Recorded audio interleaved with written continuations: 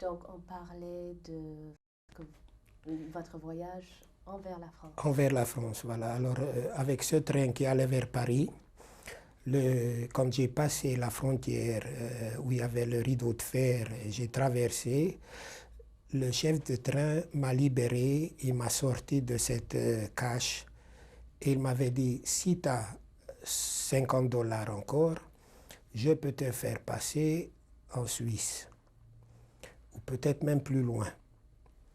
Alors je me disais, s'il oublie en parler à l'autre contrôleur, premièrement, je n'avais pas encore 50 dollars, mais s'il oublie parler à l'autre contrôleur, je reste enfermé et je vais m'étouffer dans cette cache. Je ne pourrais pas sortir de l'intérieur, on ne peut pas ouvrir. Et de l'extérieur, l'autre, il ne serait pas au courant. Et quand ils vont nettoyer le train, ils vont sortir mon cadavre. Alors je lui disais, bon, je vais réfléchir, en attendant le train à continuer. Et tout en continuant, je me disais jusqu'à où je peux aller sans danger. Alors j'avançais déjà une partie d'Autriche où je suis descendu après dans une petite ville où j'ai descendu de mon train et je restais là-bas pour pouvoir aller après plus loin vers l'Allemagne et de l'Allemagne vers la France. Puisque je ne pouvais pas traverser la frontière suisse, je me disais que ça va être plus facile. J'avais un grand désir de Vienne, j'aurais pu aller avec l'organisation sioniste vers Israël. Mais j'avais un très grand désir de revoir la seule personne qui est restée de ma famille, ma sœur. Et je me disais, peut-être elle va m'aider pour pouvoir faire une situation, apprendre un métier. Alors j'étais à Salzbourg, j'ai descendu à Salzbourg du train. Et c'est une ville où je commençais à prendre en contact avec une organisation juive éventuellement pour essayer, il fallait que je vive, que je dors quelque part, pour essayer de m'organiser pour pouvoir aller plus loin. Alors, à Salzbourg, j'avais pas beaucoup de possibilités d'aller plus loin. Alors, par connaissance, comme ça en parlant, il y avait beaucoup de réfugiés hongrois d'autres pays. C'était des réfugiés hongrois qui ont fui le pays communiste, ceux qui travaillaient avec les Allemands.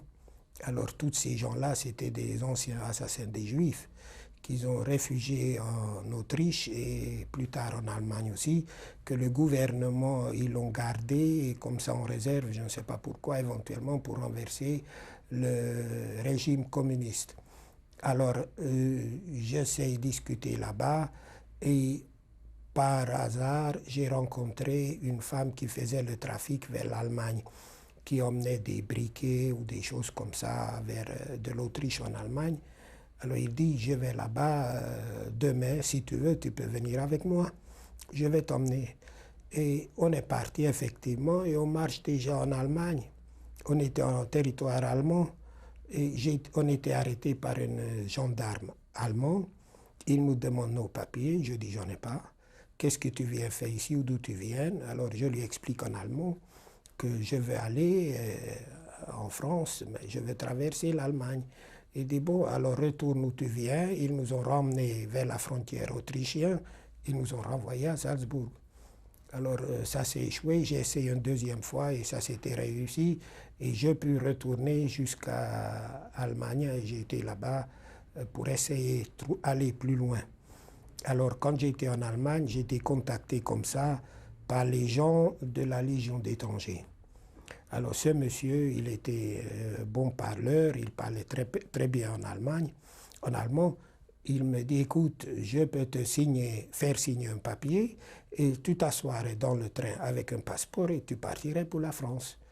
Il faut que tu signes ce papier-là. Il n'a pas dit carrément c'est de la Légion d'étrangers, mais j'ai su après que c'était la Légion d'étrangers. Et comme je n'avais pas d'argent pour pouvoir continuer sur le train ou autrement, alors j'ai essayé de trouver une solution à mon problème. Alors j'étais à côté de Munich, alors je dis, bon, qu'est-ce qu'on peut faire? Alors j'ai trouvé une organisation qui cherchait des ouvriers pour l'agriculture ici en France, et c'est comme ça que j'ai fait des tests. Effectivement, si je connais l'agriculture, comment il faut traire une vache, comment il faut harnacher un cheval. Alors, ils m'ont pris, ils m'ont fait signer un papier et je devais venir ici en France travailler dans l'agriculture. Alors, ils nous ont groupés, il y avait plusieurs personnes qui ont fait cette démarche et ils nous ont emmenés. Et dans le train qui nous emmenait vers la France, on n'était pas loin de Paris. Je commence à discuter avec le chef de groupe qui nous ramène. Il dit, mais d'où tu viens toi? Alors je dis, je viens d'où tu es d'origine? Alors je dis, je suis hongrois. Il dit, moi aussi. D'où tu viens? De quelle ville? Alors je dis que je viens de Tissowilloc. Il dit, je connais Tissowilloc, comment tu t'appelles? Alors qu'est-ce que vous faisiez là-bas? Alors je lui explique. Il dit, mais moi j'ai été chez vous, je dormais chez vous en tant qu'officier de l'armée hongroise. Et effectivement, c'était un capitaine de l'armée hongroise ils nous ont réquisitionné une pièce, une chambre dans laquelle il dormait chez nous pendant un certain temps. Il connaissait ma famille, il me connaissait.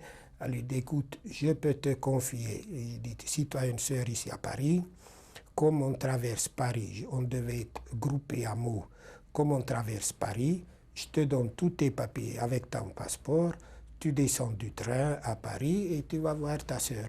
Et c'est comme ça que j'ai fait, j'ai quitté la groupe et j'ai quitté mon contrat également. Et je suis allé voir ma sœur avec ce passeport. Et c'est comme ça que j'ai été reçu à bras ouverts. Elle était enceinte, elle attendait un bébé, ma sœur. Et elle m'a reçu gentiment. C'était très gentil pendant 2-3 jours. Après, il dit, on ne peut pas rester sans rien faire. Eux, ils avaient intérêt dans 2 restaurants. Il dit, tu vas travailler dans un restaurant. Comme ça, tu aurais déjà de quoi manger et dormir. Ils avaient une maison de campagne à Villeparisis. Tu vas dormir là et on va t'acheter un billet de train et tu vas venir ici. Alors, ils m'ont mis pour laver les assiettes dans le restaurant. J'étais à la plonge et j'épluchais les légumes pour le cuisinier. Alors, je faisais ça un certain temps, pendant 2-3 semaines. Et après, ils l'ont vendu le restaurant. Voilà, j'ai été sans travail. Et eux, ils ont acheté une deuxième affaire à Cannes. Ils l'ont descendu à Cannes. Moi, je restais à Paris. Ils me laissaient son appartement. Donc, je discute avec leur amie. Cette dame, elle était très gentille. Paix à son âme. Elle me dit, écoute, tu as 20 ans, mais qu'est-ce qui t'attend? Attends pas après ta sœur. Essaye de te débrouiller toute seule pour trouver un travail. Il faut que tu ailles un métier, que tu gagnes ta vie. Je suis allé... Vous parlez le français à ce moment-là? Non, je parlais hongrois avec cette dame-là, c'était d'origine hongroise. Elle était très gentille, elle n'avait pas d'enfant.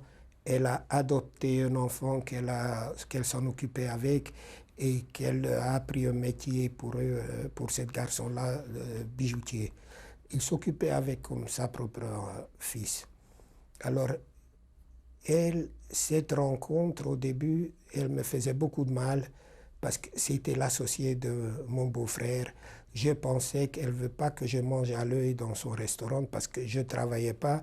Les garçons de café ne voulaient pas que j'aille travailler chez eux, même pas pour 1 franc. Mon beau-frère, il aurait voulu que je reste dans l'affaire à travailler pour 1 franc par jour. Et comme ça, j'aurais de quoi m'acheter un ticket de métro ou quelque chose. La serveuse a dit, elle avait peur que plus tard je prendrais sa place. Elle a dit que je n'ai pas besoin d'aide. Il dit, j'ai pas besoin. Alors mon beau-frère, il a dit, tu ne vas pas travailler pour rien. En ce moment-là, tu viendrais manger parce qu'il partait à Cannes. Tu vas garder notre appartement qu'il avait peur que le gérant il va le réquisitionner.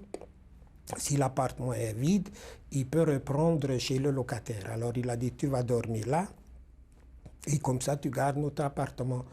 Bon, alors comme j'ai discuté avec cette dame-là, j'ai mangé 2 repas, le 3e fois elle commence à me parler.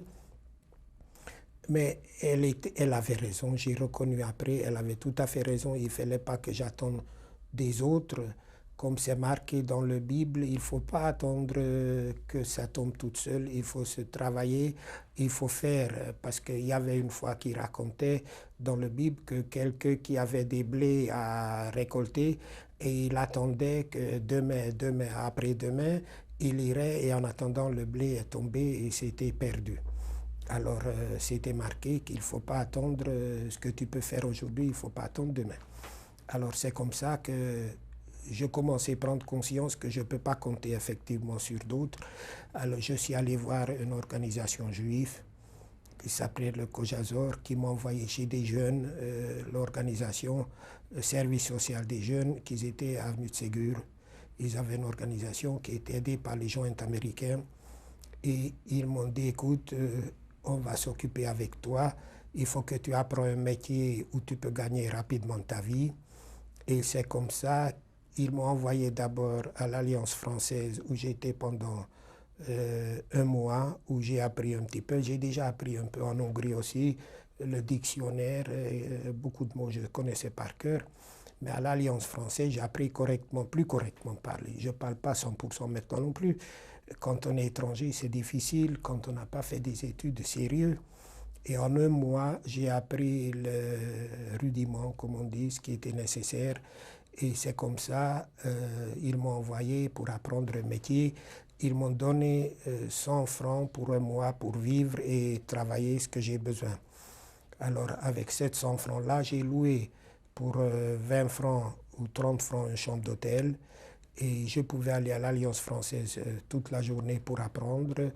Et après, ils ont dit, tu vas apprendre un métier. Alors, quel métier? Ils m'ont fait apprendre le chaussure en tant que métier. J'ai appris entièrement à faire une chaussure complète. Il a dit qu'avec ça, tu pourrais plus facilement s'adapter à la vie et gagner ta vie. Alors, j'ai appris et je me suis spécialisé dans le tige de la chaussure. Ça s'appelait le piqueur de tige en français. Et en yiddish, ça s'appelle Steperei. Il y avait beaucoup de juifs polonais, c'était un bon métier d'antan qui exerçait ce métier d'antan en Pologne.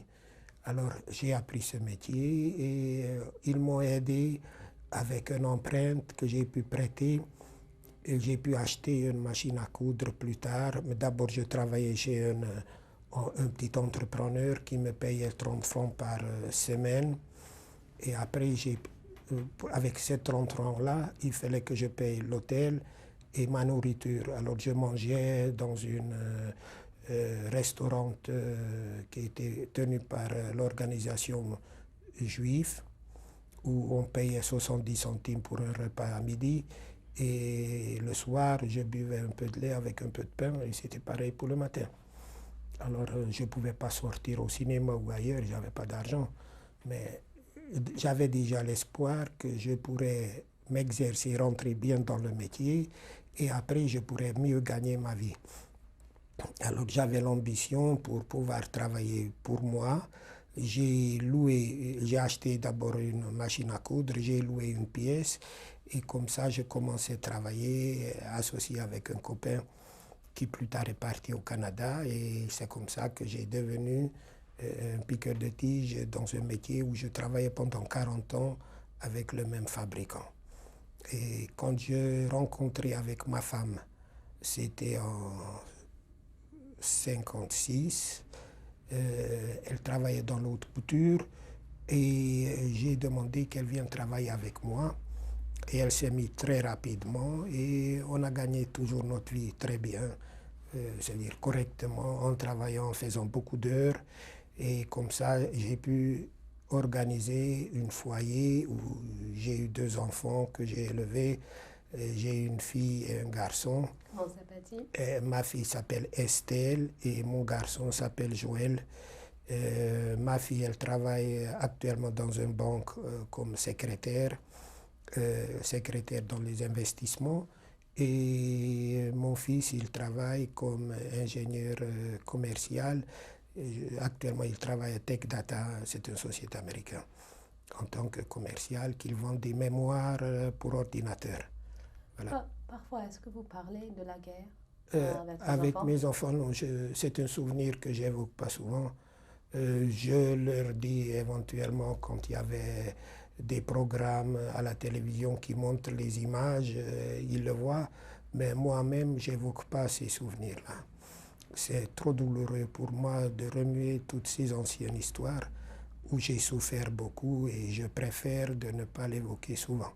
Mais je discute, ils le savent, par où j'ai passé en petit partie. Là.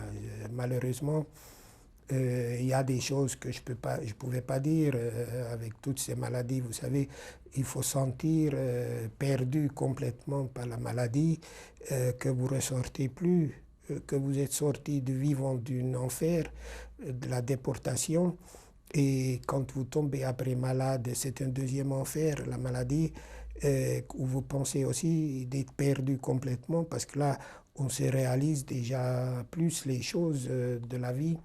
Alors c'est plus difficile, mais le bon Dieu m'a aidé jusqu'à maintenant. Et il m'a fait sortir des moments très difficiles, qui étaient vraiment très très difficiles, aussi bien question de maladie que question de difficultés financières que j'avais au début. Et grâce à certainement des souvenirs de mes parents ou l'âme de ma mère qui doit me guider, me surveiller, avec son aide, j'arrivais survivre et de sortir des difficultés de la vie jusqu'à maintenant. Quelle est votre croyance en Dieu? Comment ça se manifeste? C'est manifeste en moi-même, puisque cette croyance, il existe très profondément. Parce que je me rends compte que j'ai eu de la chance et c'est le bon Dieu qui m'a aidé dans des moments très difficiles où j'ai pu sortir vraiment des cas vraiment très très difficiles, où tout semblait d'être perdu. Et par exemple, à la naissance, avant la naissance de mon fils, on avait des problèmes très graves. Ma fille, elle a attrapé le rubéole et on était désespérés. On pleurait chacun de notre côté. Votre femme? Ma femme, elle était enceinte, elle était en contact avec sa fille qui était normale, puisqu'on ne savait pas au début quand vous avez le rubéole, on ne sait pas, ils l'ont constaté, mais quand ils l'ont constaté que c'est le rubéole, elle était en contact, elle était enceinte. On ne savait pas. Sur le coup que c'est dangereux. Alors quand le médecin, ils l'ont dit que ça peut avoir des conséquences très graves pour l'enfant, alors on se voyait encore dans bien des difficultés. On ne se réalise même pas, mais on a senti quand même qu'on avait beaucoup de difficultés. On priait le bon Dieu, chacun de notre côté, et on n'en parlait pas de ça entre nous, parce que je n'ai pas voulu perturber la tranquillité, ce qu'elle n'avait pas, ma femme. Elle était aussi angoissée de son côté. Et pendant 8 mois, non pas tout à fait, parce qu'elle était déjà presque 3 mois d'enceinte, et il y avait encore 6 mois à tirer, qui étaient très difficiles. Et grâce à Dieu, mon fils, il était normal, parce qu'on avait peur qu'il n'ait pas de vue, qu'il soit sourd ou quelque chose de malformation de cette maladie. Et lui-même, il est tourné vers la religion, lui, il est très croyant, et j'ai laissé qu'il fait sa vie à ses goûts et sa manière. Est-ce que vous sentez la présence de votre mère parfois? Je rêve avec eux. Et quand je rêve, j'ai un rêve qui est bizarre, parce que je suis pourchassé. C'est toujours le même rêve, et j'ai raconté ça à des psychologues. C'est toujours des mêmes rêves. Et normalement, en étant jeune et Cohen, on n'a pas le droit d'aller dans le cimetière. Et moi, je cherche mes parents. Et j'ai l'impression de voguer dans l'air. Et quand c'est comme ça, je sursaute terrible sur le lit, que ma femme, elle se plaint souvent à cause de ça, que je sursautais souvent. J'avais une nuit très agitée. Et j'ai l'impression de voler, et j'ai l'impression que je tombe vers un trou. Je cherche mes parents, ma mère et mon père. Et quand je tombe vers le bas, je suis au bord d'un précipice. Et au fond, je vois des ossements. Voilà, alors je suis en présence de la mort dans mon rêve de mes parents. Je ne vois pas eux-mêmes comme ça. Je ne le vois pas physiquement maintenant. Non. Je vois que leur reste qui restait, qui était brûlé, même l'os qui ne restait pas, puisque tous les deux, ils étaient gazés et brûlés, malheureusement. Est-ce que vous avez pu faire le deuil pour vos parents, pour vos frères et sœurs? Je n'ai pas fait le deuil. Je fais des prières. Quand je suis Yom Kippour à la synagogue, j'assiste au masquer, bien sûr, et je fais des prières pour les morts.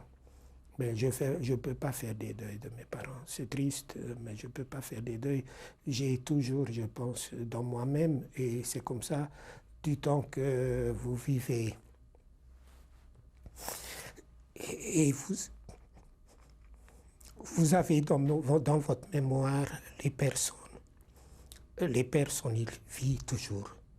Quand vous êtes mort, le mémoire, il est mort, et les personnes, ils sont morts aussi.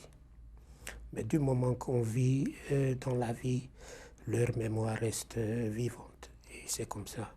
Je repense à mes parents, je revois toujours, je me remémore des discussions, ce que j'ai eu avec ma mère ou que j'ai eu avec mon père. Je n'ai pas eu beaucoup de discussions parce que j'étais un gosse. On n'attachait pas grande importance, mais je participais à leurs soucis, ils m'en parlaient. Et c'est comme ça que ça m'est resté. Et vous transmettez maintenant leur mémoire? Je transmets leur mémoire, j'essaie de laisser une mémoire de moi à mes enfants.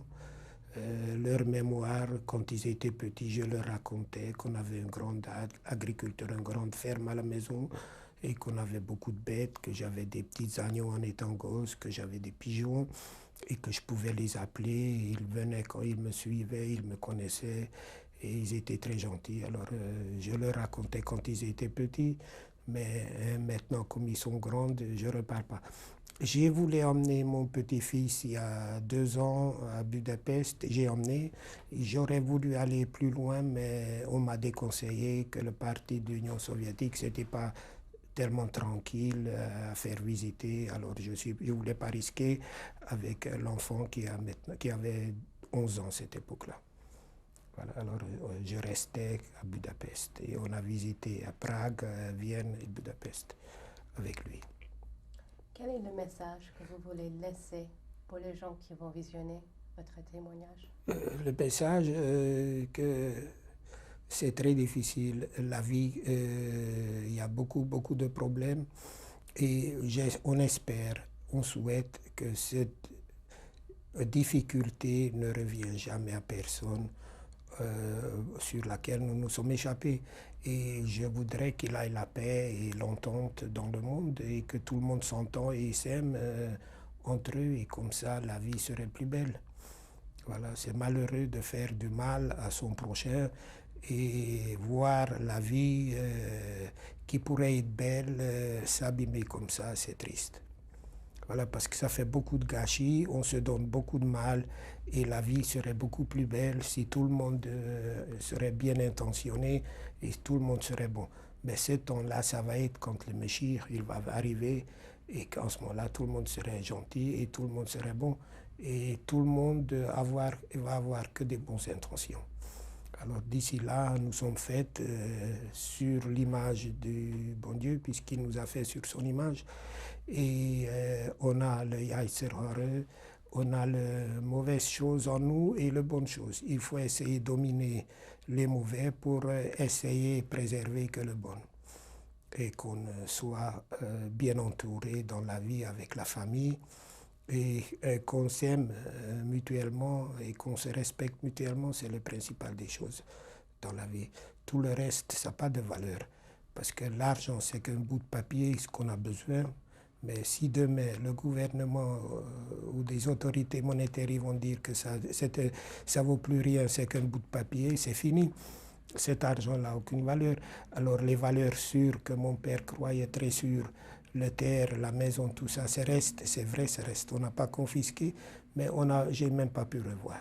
Alors toute la fortune, toutes les choses qui l'ont travaillé par génération après génération sur cette terre-là, ce qu'on avait, ce qu'on possédait, puisqu'après 1848, on pouvait le posséder, on a perdu sur un seul coup. Et c'est fini.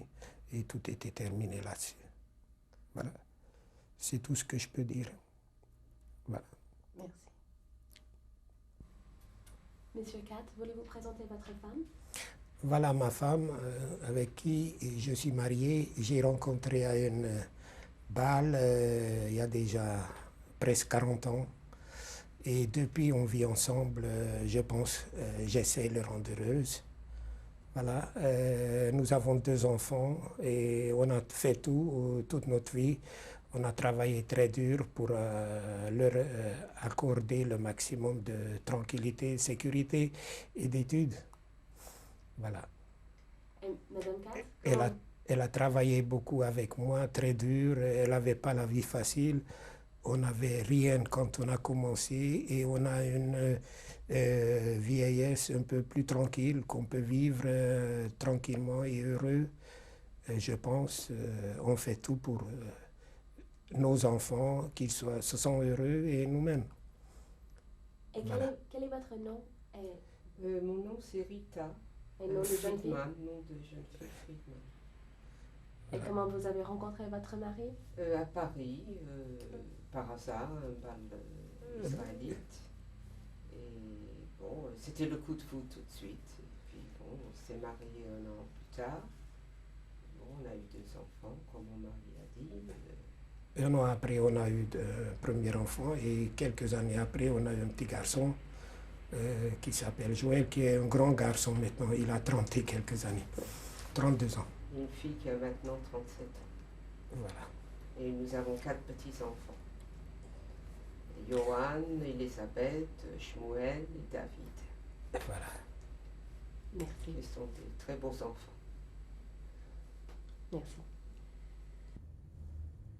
Alors, qui est sur cette photo? Cette photo, c'est ma famille, une partie de la famille. Il y a ma grand-mère et mon père à côté, et ma mère et une de mes sœurs, Sarah. Il y a Valérie et moi. À l'école, ils l'ont demandé déjà, ça devait être en 1941, que les enfants soient comme une formation militaire, qu'ils sachent marcher au pas et au rang. C'est pour ça qu'ils ont donné des chapeaux qui étaient obligatoires à l'école à porter comme des chapeaux de militaires. Alors on était un petit peu militarisés, c'était devant l'entrée de notre maison où on habitait. Voilà, il y avait une pied de réserve qui était placé par mon frère à cet endroit-là, qui nous donne un peu d'ombrage pour l'entrée de la maison. Et qui a pris la photo? Mais sur la photo, il y a moi. Mais qui a pris la photo? C'est mon grand frère qui a pris la photo, voilà. C'est mon grand frère qui avait un petit appareil avec lequel c'est le seul souvenir qui me reste de ma famille, que j'ai reçu de ma sœur. Voilà, qui reste ici à Paris. Merci. Voilà. Cette photo, c'est? C'est la photo de David qui s'appelait après son grand-père.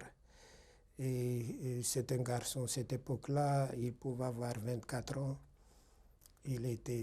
C'est un homme qui était très très gentil et très intelligent. Et il faisait de très beaux dessins et il était qualifié comme agronome déjà à cette époque-là qu'il a fini ses études et il était à la maison. C'est un homme très très gentil que j'aimais beaucoup en tant que grand frère. Et j'essayais de prendre exemple sur lui. Il m'aimait aussi beaucoup. On travaillait souvent ensemble, je l'aidais dans ses travaux sur les champs et tout, on était souvent ensemble. Oui, c'était un homme très très bien. Voilà. Merci. Qui est sur cette photo? C'est ma sœur Sarah. C'était une fille très studieuse, elle apprenait à haute voix. Elle avait beaucoup de difficultés à étudier, mais elle avait beaucoup de volonté pour apprendre. C'était une fille très, très courageuse et elle nous aimait beaucoup. Elle faisait beaucoup de broderie, elle avait une très grande trousseau qu'elle préparait elle-même. Et un jour, elle pensait être heureuse avec un homme qu'elle a rencontré, qui était un copain à mon frère, qui était pendant le travail qu'il faisait pour l'armée, et qui nous emmenait un samedi, un vendredi soir pour manger chez nous. Et il mangeait samedi aussi. Après, il revenait très souvent volontiers pour voir ma sœur. Et elle pensait d'être heureuse un jour avec lui. Malheureusement, la vie a décidé autrement. Elle n'a jamais été heureuse, cette fille-là. Ça, c'est moi. Quand j'avais 22 ans, j'étais ici à Paris. Et j'avais besoin pour la carte d'identité des photos, alors j'ai fait faire ça En plus, pour souvenir, c'est ça qui me reste de mon ancien passé. J'ai perdu mes cheveux depuis, bien sûr. Ça, c'est le ravage de l'âge. Voilà, maintenant j'ai 67 ans. À cette époque-là, j'avais 22-23 ans. Merci. C'est le mariage de qui? C'est le mariage de ma fille. Ce jour-là, elle avait 20 ans. Elle est mariée, elle était très belle. Et ça l'a resté un bon souvenir pour elle ce jour-là. Elle était heureuse. Elle est toujours d'ailleurs avec 2 petits-enfants. Le fils, il a 13 ans bientôt. Il va faire son bar mitzvah, il se prépare. Il a actuellement, ça va être au mois de mai, et c'est mon gendre. Actuellement, tous les deux, ils travaillent dans une banque, chacun de son côté. Et je pense qu'ils sont heureux. Ils ont une situation qui n'était pas facile au début parce qu'elle a changé de poste. Mais ça va, ils gagnent tous les deux bien leur vie, ils travaillent. Et la vie n'est pas facile, bien sûr. Il y a des hauts et des bas, c'est difficile. Mais quand on travaille, on a la santé, c'est le principal, on arrive. Voilà. Et cette photo? C'est une photo le jour de mariage de mon fils. Il s'est marié, il a connu sa femme à New York, chez le grand rabbin Schneerson. Et ils se sont mariés il y avait 7 rabbins qui sont venus même d'Israël, puisqu'il a fait là-bas des études talmudiques et était dans un yeshiva quelques semaines. Et comme il faisait des jogging, ils ont demandé qu'il continue sa jogging à Paris, pas là-bas en Israël, parce qu'il y avait quelques copains qui commençaient à courir derrière lui. Alors le jour de son mariage, quand même, le rabbin qui était le Rosh Yeshiva, il est venu pour donner sa bénédiction. Il y avait 7 rabbins. Et ma belle-fille, voilà, elle est très belle aussi, elle est prof de maths. Et mon fils, il est ingénieur technico-commercial. Actuellement, il travaille chez Tech Data. Et comment s'appellent-ils tous les deux? Et les deux, mon fils, il s'appelle Joël et sa femme s'appelle Corinne. Et il y a Johan, mon petit-fils, et ma petite-fille Elisabeth. Johan, il a bientôt 13 ans et Elisabeth, elle vient d'avoir 9 ans. Et Johan, il adore son oncle, Elisabeth aussi. Et je pense mon fils, il adore aussi, il le ressent. Il aime beaucoup ses enfants, il aime beaucoup les enfants de ma fille aussi. C'est un garçon qui essaie d'être courageux, il travaille, il étudie en même temps à côté. Il fait des études talmudiques, il continue, il est très religieux, lui il est très fromm, comme on dit chez nous, il va aux synagogues et aux prières quand il peut, tous les jours, si son temps le permet. Merci. Voilà. Et cette photo, c'est? Alors ça, c'est la photo de ma femme avec ses 4 petits-enfants que nous adorons. Nous avons maintenant beaucoup plus de temps disponible depuis que nous sommes à la retraite, s'occuper avec nos petits-enfants. Malheureusement, quand on travaillait, on ne pouvait pas sacrifier beaucoup de temps libre pour nos enfants. Et il s'appelle? Alors, il y a ici Johan, Elisabeth qui est à côté de ma femme, et il y a Shmuel et David. David, oui, le tout petit David, il s'appelle. Il a 2 ans maintenant, David. Shmuel, il a 3 ans, bientôt 4 ans, le mois prochain, mois de mars. Et Elisabeth, elle vient d'avoir